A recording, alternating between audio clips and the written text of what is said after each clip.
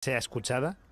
Hablamos con mayor profundidad sobre la corrupción, los sobornos en América Latina y contamos con Federico Montero. Él es profesor de Política Latinoamericana de la Facultad de Ciencias Sociales de la Universidad de Buenos Aires y nos acompaña desde Buenos Aires. Gracias, profesor Montero, por estar aquí en Detrás de la Noticia. Gracias a ustedes. Primero, profesora, ¿a qué se debe este incremento en corrupción en América Latina en los últimos años? ¿Es la falta de acción por parte de los estados que ha creado un clima de impunidad? Bueno, habría que cuestionar en primer lugar si se trata de un incremento o no y cuáles son las herramientas para medir ese incremento. En general, en los medios hegemónicos suelen publicitar los resultados de un índice de percepción de la corrupción que elaboran instituciones tales como Transparencia Internacional. Ese tipo de índices son fuertemente cuestionados tanto desde el punto de vista metodológico como desde su punto de vista de su uso político. Desde el punto de vista metodológico hay que aclarar que se trata de índices que trabajan sobre la percepción de la corrupción y no así sobre la corrupción en sí misma, con lo cual son muy maleables a los climas de opinión que suelen crear los grandes medios de comunicación. Por otro lado, al tratarse de una medición subjetiva, hay que preguntarse a quiénes es que le preguntan si hay mayor o menor corrupción. Y finalmente lo que hay que enfocarse es qué es lo que miden estos índices de percepción de corrupción. Y lo que miden es el soborno, o sea, situaciones puntuales de corrupción que por supuesto que tienen que ser trabajadas e investigadas y sus culpables tienen que ser encarcelados, pero este tipo de índices no se refieren a situaciones tales como la dificultad en la percepción de igualdad de cargos tanto en lo público como en lo privado, tráfico de influencias, choque de intereses entre funcionarios que son altos miembros de empresa que luego pasan a desempeñar funciones públicas. Con lo cual, desde este punto de vista, el tema de la corrupción, si uno mira esos índices y le aplica otros parámetros de medición de la corrupción que amplían el espectro, países que suelen calificar como muy poco corruptos, cuando se utilizan otro tipo de mediciones, terminan siendo más corruptos.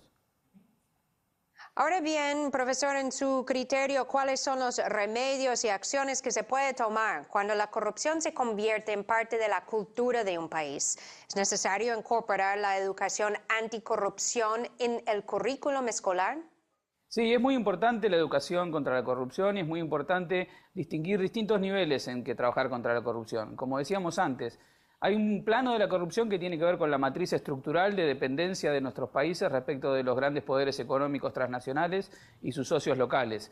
Cuanto mayor autonomía tienen los países en América Latina, mayor capacidad de decisión y fortaleza tienen los estados para limitar esos flujos económicos, para tratar de encarrilarlos dentro de la economía legal y visible, la corrupción estructural tiende a disminuir y eso es importante, fortalecer las capacidades de regulación de los estados por parte del flujo económico. En cuanto a los casos puntuales de sobornos y otros casos de corrupción menores, es muy importante tratar de indagar no a partir de índices generales, sino a partir del nivel microeconómico e institucional, es decir, indagar ¿quién paga esa corrupción? ¿Cuáles son los empresarios que están detrás de los pagos de la corrupción? ¿Cuáles son las matrices políticas y sociales donde esa corrupción se inserta? ¿Cuál es el perjuicio social y económico que se suele traslucir sobre esto? Esto es importante porque desde el punto de vista político estamos viviendo una época en la cual se suele asociar o se quiere asociar de los grandes medios de comunicación a las experiencias de los gobiernos populares con la corrupción en la región.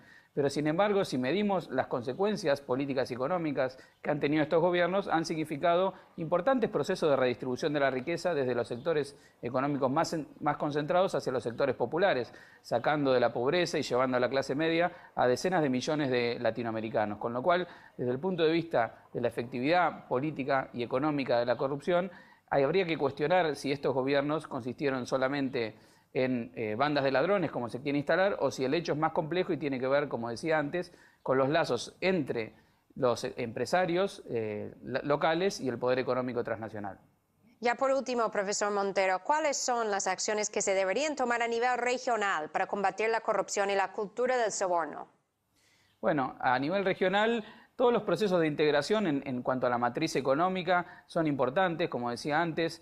El menor grado de dependencia que puedan tener nuestras economías periféricas y dependientes respecto de los centros del poder capitalista global va a disminuir las chances de la corrupción estructural, la corrupción que está asociada con los grandes negociados y las grandes fortunas que depositan sus excedentes económicos en paraísos fiscales y luego construyen leyes que les permiten legitimar esa riqueza extraordinaria producida. Tenemos el caso del hermano del presidente argentino, el hermano de Mauricio Macri, quien ha logrado beneficiarse por un blanqueo con una cantidad muy importante de millones de dólares y otros casos similares. A nivel regional, lo que es importante es coordinar acciones entre los distintos estados, por un lado, para disminuir la dependencia estructural de nuestros países respecto del poder económico global, pero por otro lado también coordinar las acciones de investigación. En este sentido, la coordinación que se empieza a dar entre el Ministerio Público Fiscal de la Argentina y su equivalente de Brasil para casos como por ejemplo el Lava Jato es muy ilustrativo